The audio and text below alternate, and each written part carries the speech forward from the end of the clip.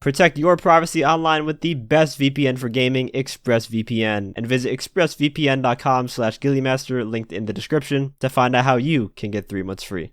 GTA Online has finally been optimized for next-gen consoles, and as such, we are finally able to test the different performance and visual aspects between the 3 versions of the game. Today's video is part 1 of a 3-part series where I will be comparing different technical components of the game between the newly optimized version for Series X, the Xbox One version running on the Series X, and the PC. And first up, we're going to be looking at loading times in depth.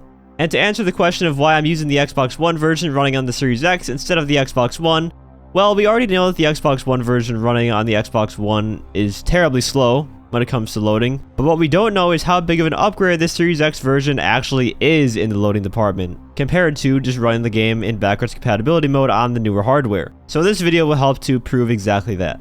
With that out of the way, let's start out with an initial load to story mode for all 3 versions. The Series X next-gen version is in the top left, the Xbox One version running on the Series X is in the top right, and the PC version is at the bottom. Here, the Xbox One version running on the Series X loads in the fastest, which makes sense considering it's loading the old version assets on a super fast SSD.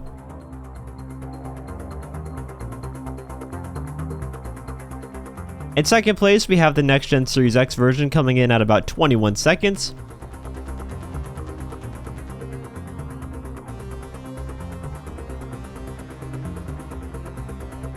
And in third place, the PC at 34 seconds.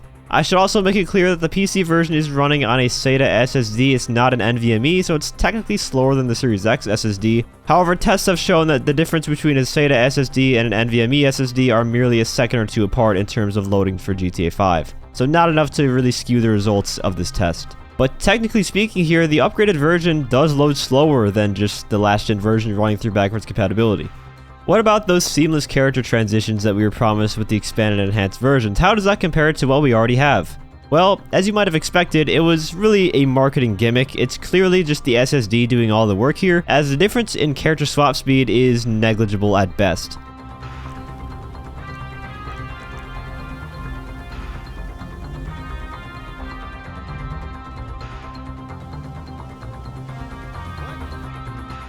All 3 versions swap characters at basically the same time. Run the Xbox One version on the Series X will give you the same character swap speeds that the expanded and enhanced versions give you. Obviously, if you're running the Xbox One version of the game on the actual system, the Xbox One, it will be a huge difference because of the slow conventional hard drive in that system. But we are testing specifically how much of an upgrade the new version actually is, and so far in the loading department, it hasn't really been at all. But that is about to change because now we are getting into the GTA Online portion of the test. Let's see how fast each version can load into an invite-only lobby from single player. And again, for the Xbox One test, it's the Xbox One version running on the Series X, just remember that.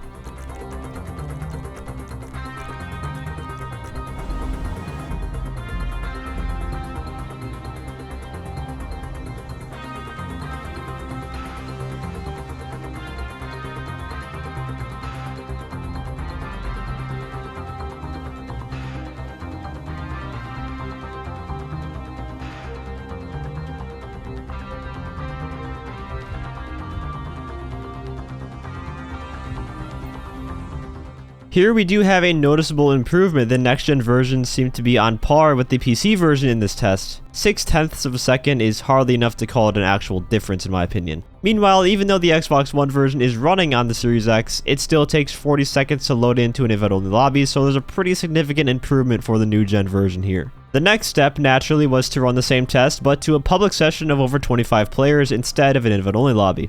And while this test runs, I do have to explain something.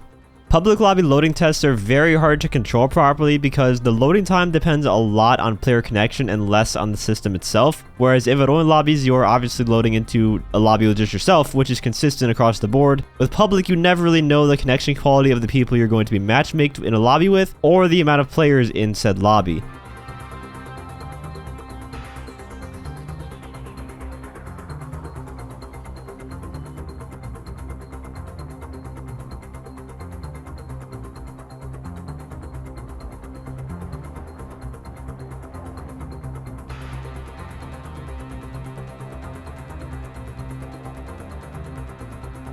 On average though, the PC version always loaded into a lobby faster than the other two, with the Series X version being consistently faster than the Xbox One version in the few times that I ran this test, so I believe there is an improvement here with Expanded and Enhanced.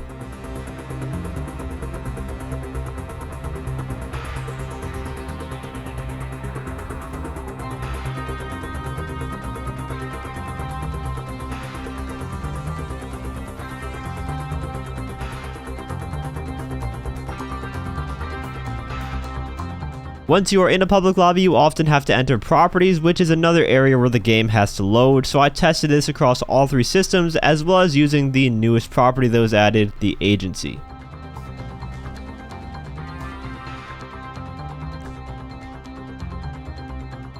The PC version once again comes out on top with the loading times here at 4.5 seconds in a public lobby. The expanded and enhanced versions come shortly after that at about 12 seconds, and the Xbox One version gets hung up in the spot for quite a while though, significantly longer than both the PC and the next-gen optimized versions. However, just like the public lobby loading, this isn't entirely on the system itself, it's also network related. But as someone who used to play the Xbox One version on the Series X like in this test, I can say that from my experience so far on the new version, that loading into properties in public lobbies has been very seamless. I never get stuck on a black screen loading like I used to do on the Xbox One version, which is a very good sign. For a more controlled version of this test though, I did the same thing but in an invite-only lobby to see if there was much of a difference between them.